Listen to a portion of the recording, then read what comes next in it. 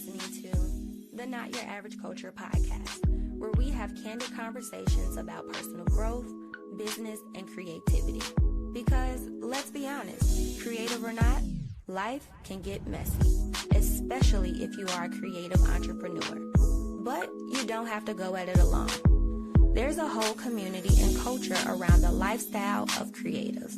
So here on this podcast, I'm making this space to have open conversations with a wide range of dynamic people about how to successfully maintain your business, keep your sanity, while owning your authenticity and staying inspired along this journey. I'm your host, Chardonnay. Let's get to it.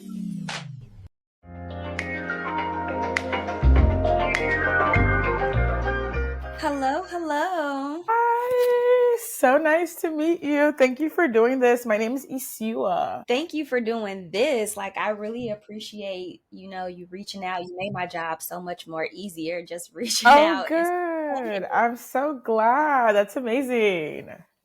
Where are you based? I'm actually in Oakland, California. Nice. Oh, you're West Coast. Mm-hmm. Oh my gosh. How do you like it? I like it right now. I like it mainly because of the weather. Okay. I'm a Midwest girl. Initially, I'm from Chicago, and I was just over the winters. Okay. And so I like it a lot. It's expensive, but I like it. Yeah. Okay, good. Yeah, I'm in DC, and I moved from New York, and it's a different life over here, but I'm not gonna lie, I love it. I feel like DC has changed my life in a different era. So it's been good. It's not New York, but it's been good. Well, okay, how did you move from New York to DC? What made you move? Because I feel like I visited New York. I was actually in New York a couple weeks ago, and it's very fast paced. And I feel like once you are in the hustle and bustle of New York, it's kind of hard for you to go someplace else. I'm wondering why did you move from New York to DC? And No, that's so true. So I lived in New York for 8 years. I did college there, and then I did my adult life there. And then COVID happened. I was still there. After COVID, rent got super duper expensive. And I was working from home, and I'm like, you know what? This is getting real expensive. I don't know. I've been feeling like I wanted to move. I wanted to move to Chicago. I wanted a different scene. I was kind of feeling like I was getting tired, or I've outgrown New York in some sense. So I came to DC. I was a nomad. I was living out of my suitcase, packed up from my apartment, put my things in storage, and I was jumping from my friend's place to friend's place. I went to Miami for a month. I went to LA for a month. I went to Philly for a month. And then I was in DC for 2-3 months, and I had the best time. I had the best summer. I spent summer in DC, and I was like, oh my God, this is so much fun. Ooh, I'm having a good time. And then I got a new job, and it was fully remote. And my friend was like, why don't you just come here? I'm here. We could live right next to each other. We could be down the street. We could have girls' night. And then I was like, ooh, it sounds too good to be true. I'm like, are you sure? She's like, yeah, just move here. You don't, nothing's holding you in New York. And I just took a leap of faith. I found a place sight unseen. I couldn't tour it in person because I was busy moving around so damn much. And then I applied. I got the place. And the day I moved in was the first time I saw the place. Yeah. So that's kind of how I got to DC, and I am loving it. I hated it my first 2 months. No, my first 3 months I hated it. I was like, this is not New York. I'm not motivated. It's so slow. Y'all not creative. What's going on? I'm a creative girly. What's up? And then I just started to make a lot of friends. I started to make a lot of friends in my building. It became a community. We do game nights together. We cook together. We go grocery shopping together in this building. We work together. It's literally like a adult dorm in a sense, but you have your own space. And then it just became a community, and I fell in love. My building hosts casino nights. They host yoga days. They do a lot of things. And then I was just like, wow, I'm loving it here. And then everything else just started to unfold. Wow, you're almost selling me on it. I've already heard good things like Chocolate City, and now Yes. you have a sense of community. I love that because I think that's the part of like the creative entrepreneurship journey is like finding community, especially when Yes. you decide to like step out on a leap of faith. It's Yeah. like finding your community. Girl, in my building, in my apartment where I'm at, it's a ton of like older people, and I'm just like, okay. Yeah. And I'm not going to lie to you. Like, I'm going to be moving out soon. And I don't think I'll find a building like this, but it's like, it was such a perfect, I felt like God placed me here with me like shouting and screaming and saying like, oh, I don't want to be here. He placed me here for a reason. I think I didn't know how much community I needed until I moved here. I lived in New York and yes, I had friends, but they were more of like my fashion week friends and like my creative friends. It wasn't really like a real good solid friends. It was like, oh, we only do events together and that's about it. And here it's like I really cultivated real friendships and I have people that support me and love me. And I didn't know that I needed a community. Like when I'm like, I was sick last week and my neighbor, they've moved, like a couple of my neighbors like moved like down the street. They came back to drop me medicine. They came to bring me food. Like they took care of me and I was just like, wow, y'all don't know how much I appreciate y'all. Like I love y'all so bad, so bad. So it's been That's nice. That's what's up. I love that. And something I wanted to ask you, another reason why like I appreciated when you reached out, Mm-hmm. because the way you reached out, it was like I didn't come to play. It's Mm-hmm. like, here's my media kit, this is what I'm about. And I love that because I'm all about like supporting like Yeah. other creatives, entrepreneurs. And there have been some people that just come up to me and be like, yeah, like put me on the podcast. And I'm like, what do you want to talk about? Yeah. What are we doing? But I love how you were just like prepared and it was like, look, this is what I'm trying to do. But I'm curious, how did you come across my contact information? And yeah, how did you find Yeah. it? So I am building this brand right now called Bestie Banter. It's a card game based on friendships, relationships, community. And I am in a marketing phase right now. So I'm in like my pre-launch. So the game launches on Thanksgiving Day, November 28th.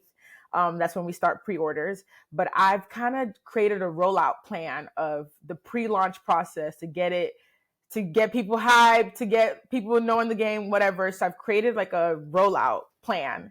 And part of my rollout plan was reaching out to different PR, news outlets, podcasts, anyone who I can talk to for them to understand the vision, the story, the journey, and to just kind of get the brand out there. So I reached out to my friends and I said, hey, send me some of your favorite podcasts. And my friend, one of my closest friends, who is the reason why I have this game today, Bestie Banter, she sent me a list and you were part of the list. And I was like, okay, I'm shooting out emails. I've already made a press kit. Let's start. Let's do it. So it's all part of like my rollout plan to do this and like talk to people and tell everybody about Bestie Banter. And you were just on the list. I looked you up. I looked up your brand and I was like, oh, she's that girl. I like her. I like what she's about. Let's do it. And I was like, yes. And then when you responded, I was like, God's plan. And I'm like, right now I am my own publicist. I'm my own designer, my own creative strategist. I'm my own social media marketer. I'm my own financial advisor, the budgeter, the lawyer, everything. I'm literally one all in one. And I'm just like, oh, it's a lot. We wear a lot of different hats. And also thank you for the compliment. I appreciate that. And I also want to congratulate you for just saying all the things, doing all the Yeah. things, because I think people don't realize is when you have this idea of like, I want to create something or I have a business or these things that I want to make, it's a lot of work. People don't It, know. it's a lot of People work. don't And I know. think the excitement of it is like people think like, okay, the end product, like that's the exciting part, but it's also the process to get there. That's the part that Yeah. really Yes. gets me. So tell me about the process of like coming up with the name, creating the content Yes. for the game. Like tell me, Yeah. yeah. So did you watch any of the videos like on the press kit? Or were you able to kind of see the journey in a sense? I watched a little bit of it, but I just want to hear Okay. from your perspective. So, how this all started, I went over to my bestie's house and she was like, oh, like, we were playing games, and she was showing me a game, and it was like a best friend dictionary game, and we were playing it, and I was like, wow, this is so much fun. And I was like, wait, I was like, Sasha, her name is Sasha. I was like, Sasha, why don't we do this together? Like, why don't we create our own game? And she's like, what do you mean? Like, you're chatting. And everyone knows me. I'm the type of person, if I say something, I'm going to go. Like, you got to tell me yes, and then we'll do it. I don't need you lagging. I don't need you taking your time, or no. So she was like, oh, yeah, this sounds like a good idea. Da, da, da. And I'm like, no. Like, it all just came to me right now. Like, this is how we can do it. These are the steps. Da, da, da, da. I literally, that same night, she was like, okay, cool. Sounds great. She went to bed. I stayed up. I researched, how do you create a card game? How much does it cost? What are the steps to create a card game? ChatGPT was my best friend. I did that, and I started looking up names, and Bestie Banter clicked because, one, I love Love Island, and they say banter all the time. They're like, oh, you're banter, something in the London accent. And bestie is more like friendship in your community. And I'm like, oh my gosh, like, if it's going to be me and my friend doing this, like, this is my bestie, like, that's my girl.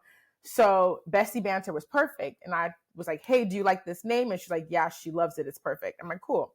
She went to bed. That same night, I was up to 2 a.m. I texted my sister and I said, I have a brilliant idea. Are you up? And can I tell you about it? And I just like told her the vision. And she's like, okay. She's like, okay, I hear you. She's like, that's great. And then I spent that night, I wrote down the whole entire plan. I wrote down a to-do list. I wrote down steps of what I have to do. I created the card that same night. I created the question. I created like what the words are gonna say. I developed it that same night. That was it. We woke up the next morning. I was like, Sash, this is what I did. Like, oh my God, I was so hyped. And she was like, girl, why was you up? You are crazy. And I'm just like, no, this is the plan. Like, how does it sound? And she said, this sounds great. And she gave me more ideas. And we said, cool. Later on, a few weeks went by and I said, hey, are you ready to start? And she was like, unfortunately, she can't do this with me because she has a lot of things going on. I said, okay, no problem. I took the chance. I said, you know what? I love doing things with people, but I'm not going to wait for you to hold me back or for me to like slow down. So I was like, you know what? Cool. I respect it. And then I was like, I just started going. I researched, I did the work. I figured out how to get this trademark. I found a lot of resources. A lot of people don't know that in business, you can get things for free. So my trademarking was done by a university. It was through a clinic and it was free. You don't have to pay for it. If you just go on like the uspto.gov site, there's literally a list of colleges that have clinics that would do your trademarking for free. And then I needed to get things notarized. I had a bunch of contracts, and then I found a designer on Behance. I'm very like vocal, and I love to share like how the process is done, like give people like the blueprint. So I went on Behance. I found a designer. I knew how I wanted it in my head. I talked to manufacturers in the USA, in China, compared prices. And then when I did all of that, I was like, let me start putting my money where my mouth is. And I had a budget and I was like, okay, I only want to spend, my budget is $5,000 from the design process all the way to the launch. So whatever I have to do with $5,000, that's what I'm going to spend is $5,000. And then, yeah, I just got the ball rolling and we've been moving and grooving. And I planned out, I wanted to do street interviews. So as of recent, I've been walking up to people on the street saying, hi, my name is Isi. I'm the creator of Bestie Banter. Do you want to play my game today? And then I show them and then we play the game. So I've been doing a whole bunch of like people to people marketing because I really truly believe that in order for someone to love your product, they need to see it, hear the story, and play it in real life. And then my other journey is that I love storytelling. My background is storytelling. So I really wanted to make sure that in this brand, you're able to see like my passion and my heart for it. So the journey started in May and I've been documenting all my highs and my lows and my conversations with people. And I documented it. I sat one day on a Sunday and I edited episode 1 through 7. And then beginning of October, we started like putting out episode 1, episode 2, episode 3, episode 4. And then I wanted to build a team. So now I have an intern, and then now I have a marketing strategist. So Wow. they're all First of supporting me. Can I just say that is the true New Yorker in you? You're Yes. just like, go, go, go, go, go. You're like, you're going to get it done. And I absolutely love that. And you said so many things just like within you talking about it. First of all, you said you use ChatGPT to help you like do all the things.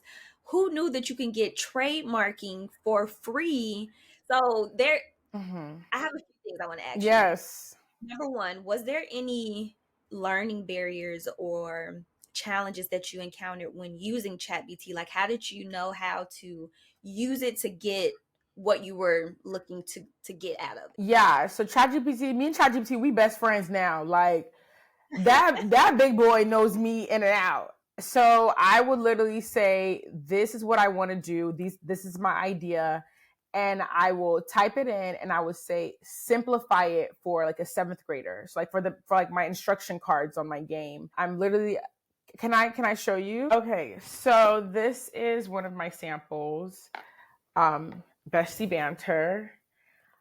So I literally like used ChatGPT and I researched and I was like, this is what I want to do. This is how I want the game to be. I want it to be a 3-part game. So it's 3 parts. It's a purple, a green, and then an orange. So it's a purple, a green, and the last deck is an orange deck. Just like really curious to like see this game in action. Can we just play a Yes, little bit let's play it. Why not? Okay. So this is the purple deck. The purple deck is filled with. Wait, before you do this, because I want like listeners and people that are following along, I want them to know like, how do you play this game? And Okay, so this is how the game is played. The game is, so it's 3 parts. There's a purple, a green, and an orange.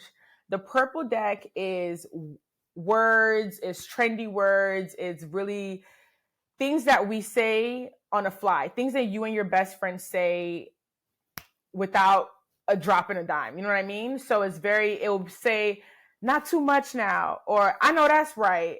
So it's really like fun, quick, short words, relatable words. The green deck, it's about more of a conversation. It's really about guiding the storyline in the game. So the green deck would say, what is my favorite handshake? Or what's the handshake me and you do together? Or what's the song that I like to listen to whenever I'm getting dressed? So that one is literally catered to you and your friend, because nobody will really know the answer. So it's really about like, how well do you and your best friend know each other? You and your friend group know each other. So it's normally played with 2 people or more. I played it in a group of 14 because I've tested it out with my friends. And it's really in your close-knit circle, but you can also play it with strangers. And I've done that as well too. And it's been fun. Now, the orange deck is like the fun part, which I found everyone loved. The orange deck is a blank card, and you get to make up your own game. So you can write hi, you can write whatever. You could write Kiki Palmer, write artist names, whatever. And whenever you're done, you erase it. So it's reusable. So you can literally make up your own game and make up your own rules with the orange card. So the game is normally timed. It's timed 60 seconds. It goes by really fast, and it's to see who can answer the most questions or answers about the other person. So we have a purple card right now. I hold it up. I'm not seeing it. And then you're going to give me clues on what this card says. But like, obviously I can see it. So what would you say? Like, if you were to give me clues for me to guess this game, like to guess the word on it, the phrase, how would you explain it to me? Do you know who said this? Kamala. We did it, Joe. Yes. So like, we did it, Joe. And then I have like, I know that's right. Or have you heard like? That's what I was about to say as a hint, but I'm like, can I not say the words that are on the card? You can't say the words that's on the card. So it's kind of like a heads up game. and it's between like you and your friend. So this one, for example, if it's this one, you would if you're with your friends, you would say every Friday night, what do we have? And you could be like, girls' night out. And like, yeah, that's the night we have. It's a girls' night out. So stuff like that. So that's kind of how the game is played. And I've been, excited to play with everyone. And I've been going to a bunch of events. So this one is really funny. Do you know who said this one? At the end of the, I'm reading it out loud. At the end of the day gotta end. Tell me, tell me, Who said? tell Do you me, remember who said this? tell me. This was Glorilla. So, and then this is what people say now. So it could be like, so my friend says this all the time, and she would say, "What's that phrase that whenever we get tired, we picked it up from Glow?" And I'll be like, "At the end of the day gotta end." So stuff like that. And it has other words that people say. It could be like Delulu or low vibrational, very trendy words. And it's just catered to things that you and your friends say. So it's when you ask the question on this game, it should literally say, what's the phrase I say when I'm doing this? Or what do I do when I'm like, those should be the kinds of hints and language that you're using while playing this game. Got it. Yeah. That's what's up. So that's Bestie Banter. It's about how well do you and your friend know each other. I love that. And you literally typed all this into Chat GPT and it helped you kind of break things down as far as like getting the Yes. content. So I knew exactly what I wanted. I spent the whole night planning it out and writing out every single thing. So the next morning when I was able to like sit down, I just went to ChatGPT and said, these are my ideas. Help me organize them to what I really want to do. And I gave ChatGPT like a paragraph, like of everything I wanted. And we just organized it together. And when I didn't like what they were saying, I said, no, I don't like this. Make it more friendlier. The game is supposed to be very diverse for everyone. I have all kinds of words. I have slay. Like I have things that like I might not say on here. There's so many things I don't say on the cards, but I've heard other people say it because like I've done my research and I've watched other games. So I've made sure that I put words that other people say in here. It kind of reminds me of Black Heart Revoked, and I hope to see your card game on like the shelves of like Target and all the different things. So Like exciting. I'm really excited for you. Something else that you mentioned is marketing. I'm also on a journey of just like marketing and putting myself out there. And I've kind of been saying like I'm on a digital glow up where it's like all the work and the things that I've been doing in real life, I'm trying to bring that and start building my online presence Mm-hmm. and marketing myself and putting myself out there. And so I'm wondering for you, in your background and in your experience, how has the marketing process been for you? Like you said, you hired a coach. How did you know what coach to look for? And yeah, like how did you have the knowledge to kind of roll out your plan for reaching out for people? So my biggest strength is marketing. If you have a brand and you say, this is what I want to do, I can help you. I can tell you what to do from beginning to end. So I You have study that at school or anything? So Or I went to school for journalism and communication. So I'm in the media, TV, and film industry. So I've seen a lot. I've done a lot, but I just love marketing. I love storytelling. Like Dove is my favorite brand, and I have studied how they do things and how they roll out. But I also watch other brands. I watch how Savage X Fenty rolls out a campaign. I watch how Kim Kardashian puts out a campaign. So I love marketing. Marketing is just my strength. It's always been. When it comes to like finance or something like that's not where I glow. When it comes to posting on social media, that's not what I like to do. I don't like that. So I did not hire a coach, but what I did was I did build a team. So I freelanced. I have a marketing campaign strategist who is under me, and her job is to bring all my ideas to life. When it comes to marketing, I love it so much. Like I said, if you tell me what you're doing, I can tell you from point A to point Z how you should roll it out. So the essence of me and everything I do is storytelling. My biggest thing in life is my biggest quote I've always said, I said, everyone has a story and my job is to tell it. But now it's like everyone has a story, but my story starts now. So it's like I've kind of like flipped the script, because before I used to build everyone else's story and tell their stories.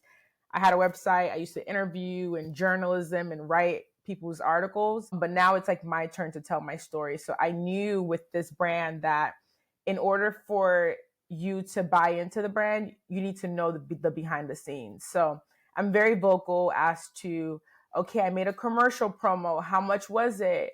Okay, how much did I save up to bring this to life?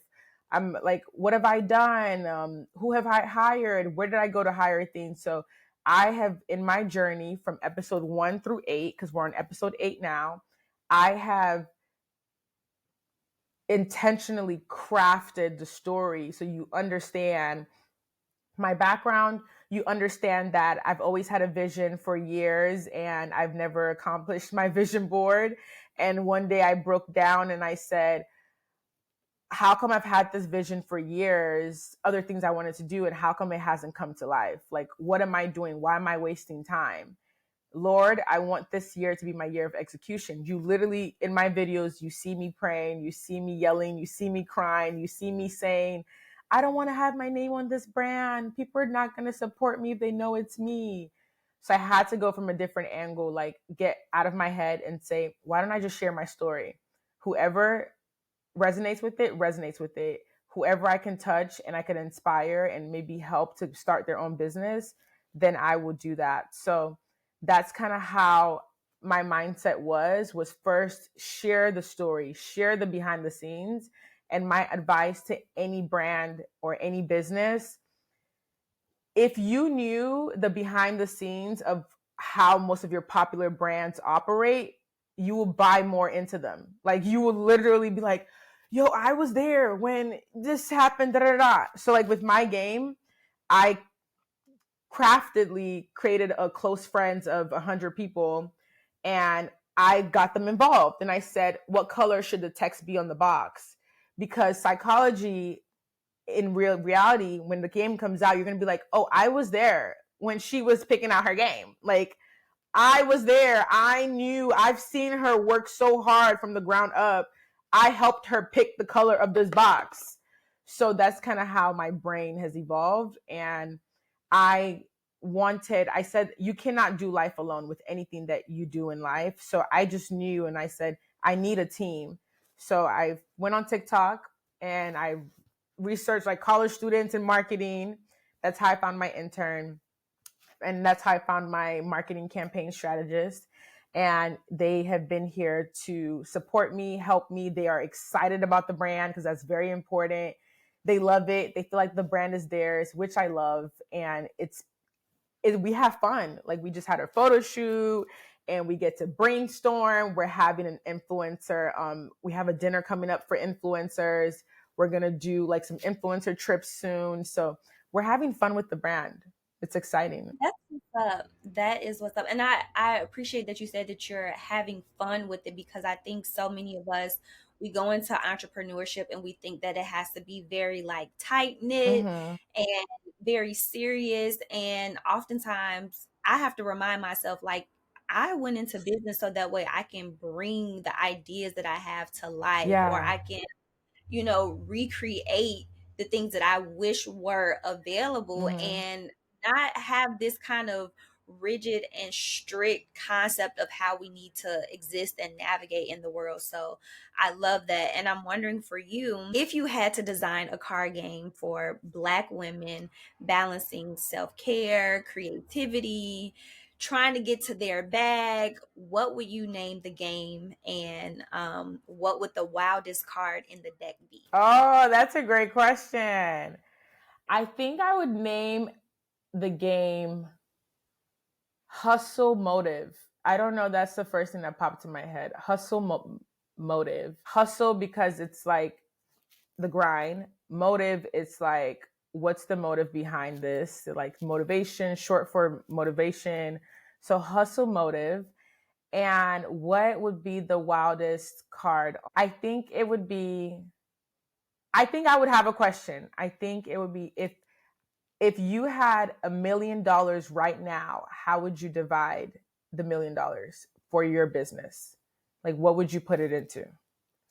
That's what that's what card I would put in there.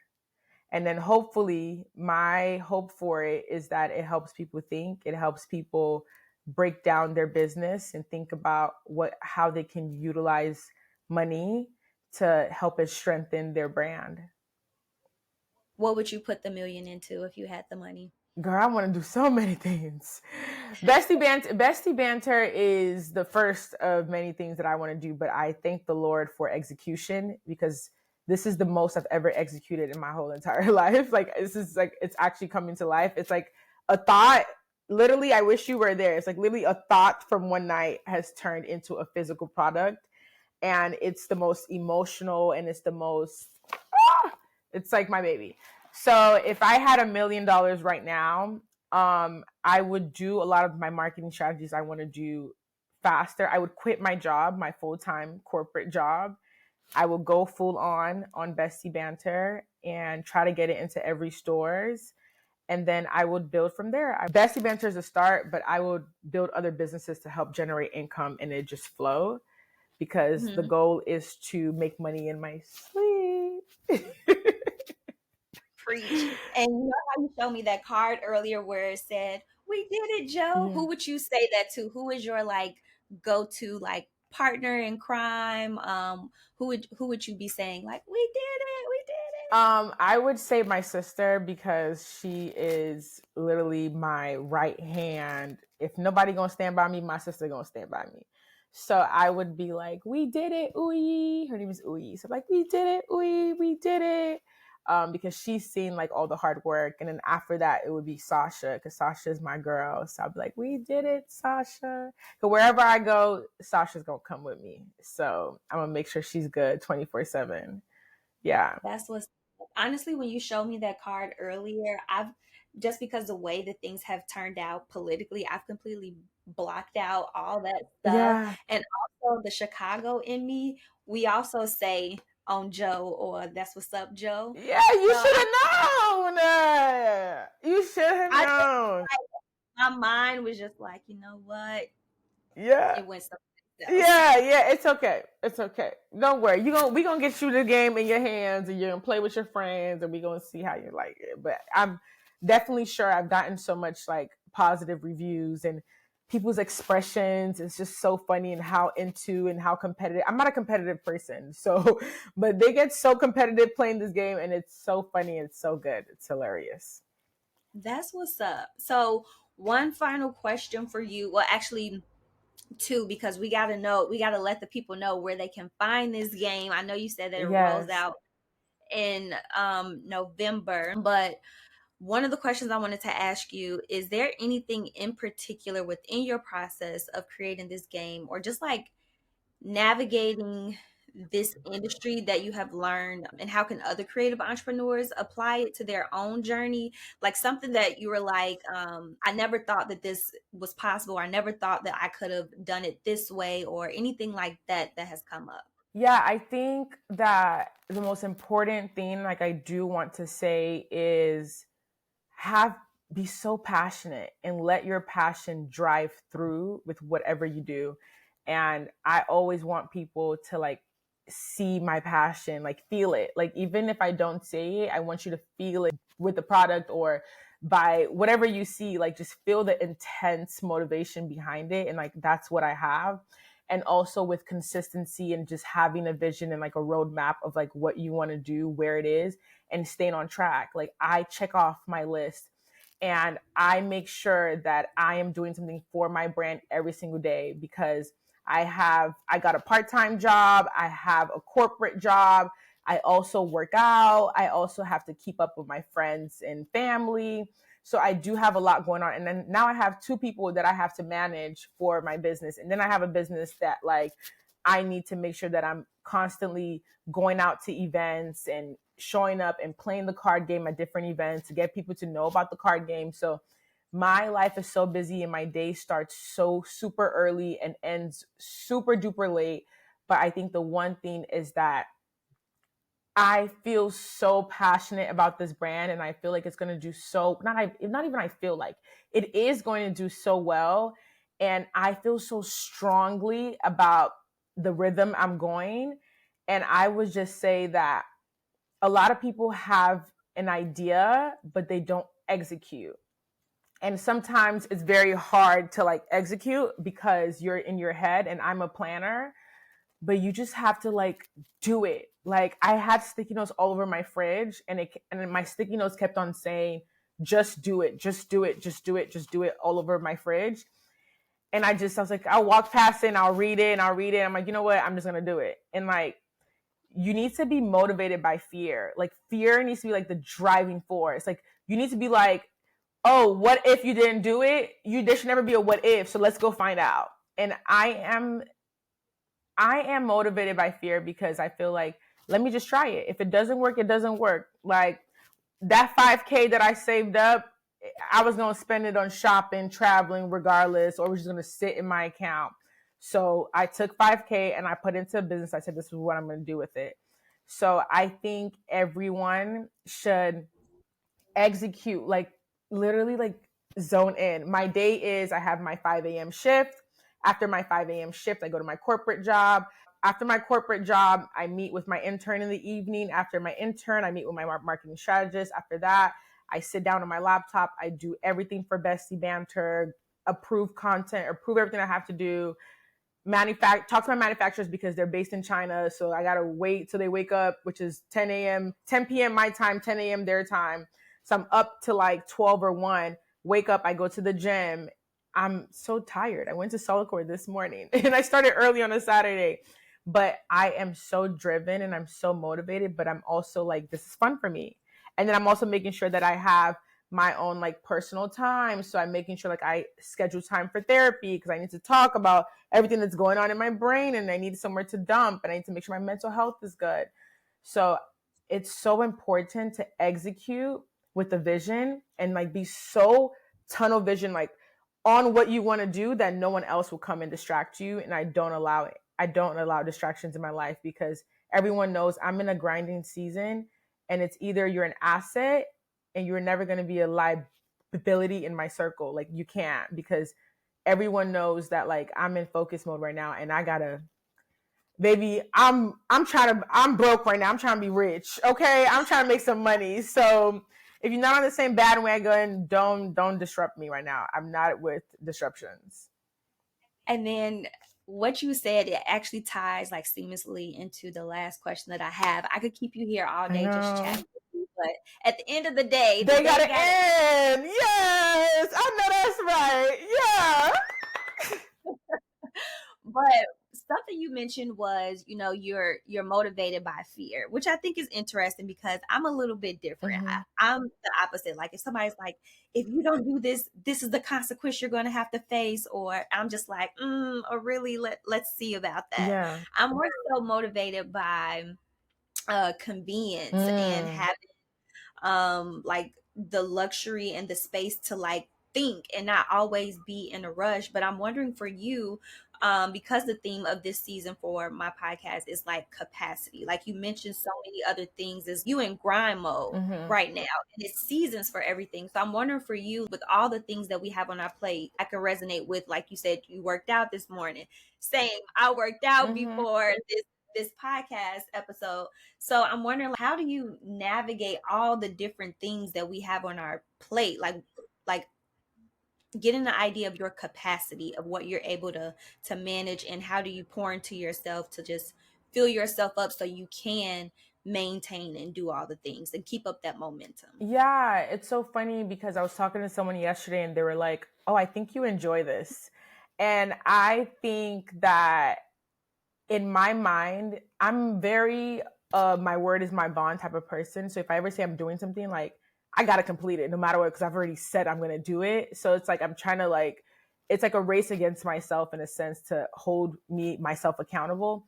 But I'm very tired. I am tired. I am emotionally exhausted. I do want to break, but I just feel like because I've already devoted to this, and because I want to go get a part-time job. I didn't have to go get a part-time job, but I already signed up for it. So now it's like, it's just my duty. This is what I have to do. It's my obligation. I just have to serve out my obligation. So that's kind of how I see my life. And that's kind of like my discipline for myself.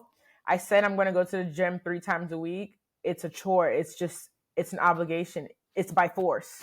It's a calendar. I have to check it off. So it's like, I kind of see things as, it's just what I have to do. It's literally what I have to do for me to have my soft life at the end.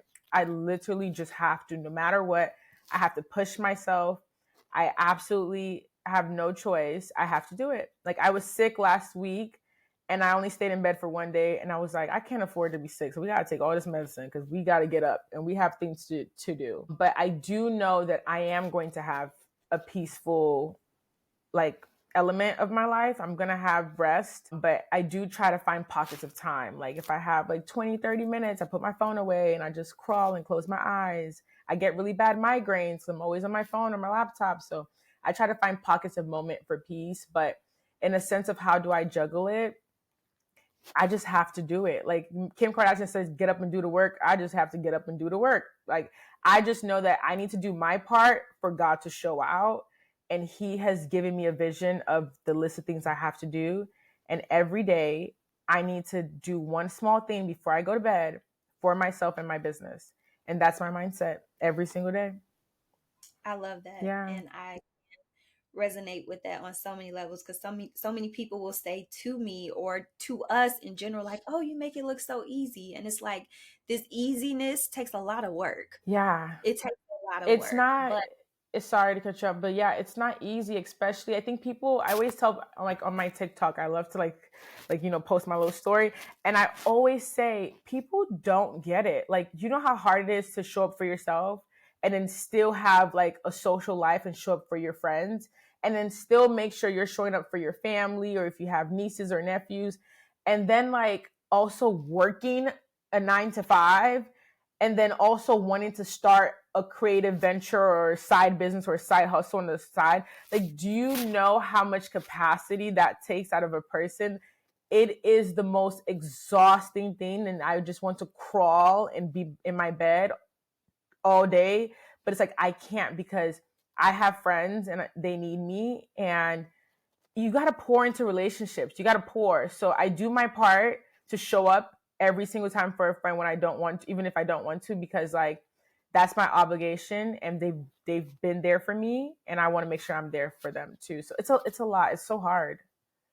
yeah, you show up for them when you need to, but then you also show up for yourself. It's like, if I need to take my time, I'm going to take my time because Yeah. I've been putting in the work. So love that. And thank you so much for your time today, Yes. on a Saturday. Okay. Yes. In the middle of the day, your time, early in the morning, my end. But thank you so much. And then can you just kind of let people who are tuning in know how they can purchase the game, how they can stay in contact with you, or Yes. any last final thoughts you want to share? Yes. So Bestie Banter, you can find us at bestiebanter.com. So it's BestieBanter.com. You can go and you can shop and purchase and pre-order. And our website is The Bestie Banter. So THEBESTIE and BANTER. So The Bestie Banter. Follow us, follow my journey, because I'm really showing you like my everyday life. Like yesterday I had a long day at work. I showed you how that day was at work.